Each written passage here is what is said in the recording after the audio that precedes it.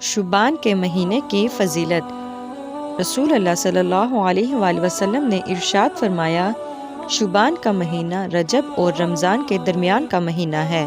لوگ اس کی فضیلت سے غافل ہیں، حالانکہ اس مہینے میں بندوں کے اعمال پروردگار عالم کی جانب اٹھائے جاتے ہیں، لہٰذا میں اس بات کو پسند کرتا ہوں کہ میرا عمل بارگاہ الہی میں اس حال میں پیش ہو کہ میں روزہ دار ہوں۔ حضرت عائشہ صدیقہ رضی اللہ عنہ ارشاد فرماتی ہیں کہ ایک رات میں نے حضور پاک صلی اللہ علیہ وآلہ وسلم کو اپنے بستر پر نہ پایا، تو میں حضور پاک صلی اللہ علیہ وآلہ وسلم کی تلاش میں نکلی، تو میں نے آپ صلی اللہ علیہ وآلہ وسلم کو جنت البقیع میں پایا کہ آسمان کی طرف حضور پاک صلی اللہ علیہ وآلہ وسلم نے سر اٹھایا ہوا تھا۔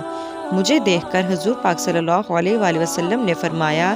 اللہ تعالیٰ نصف شعبان کو آسمان دنیا پر جلوہ گر ہوتا ہے، اور قبیلہ کلب کی بکریوں کے جس قدر بال ہیں ان سے زیادہ لوگوں کی بخشش دیتا ہے۔ سبحان اللہ۔ رسول اللہ صلی اللہ علیہ وآلہ وسلم نے فرمایا،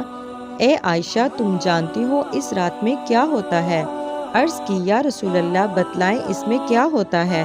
آپ صلی اللہ علیہ وآلہ وسلم نے فرمایا، اس رات میں یہ ہوتا ہے کہ آدم علیہ السلام کی اولاد میں سے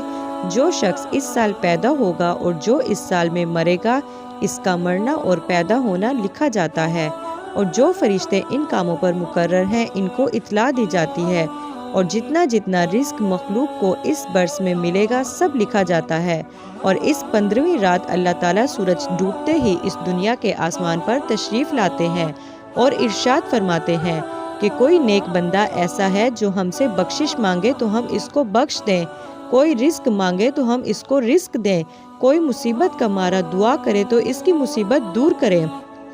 اس طرح صبح ہونے تک ارشاد فرماتے ہیں، بس بندوں کو چاہیے کہ اس رات میں خوب عبادت کرے اور اپنے گناہوں کی معافی مانگیں، اور 15ویں تاریخ کو روزہ رکھیں، اور اللہ تعالیٰ اس رات میں اپنی مہربانی سے بے شمار بندوں کو بخشتا ہے، مگر کافر، مشرک، کینہ رکھنے والے کو اور قاتل کو نہیں بخشتا۔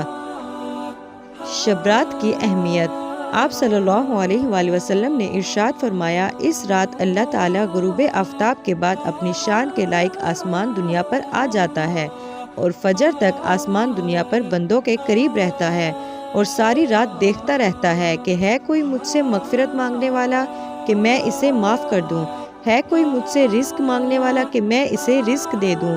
کوئی مجھ سے سوال کرنے والا ہے میں اس کے سوال کو پورا کر دوں۔ جزاک اللہ۔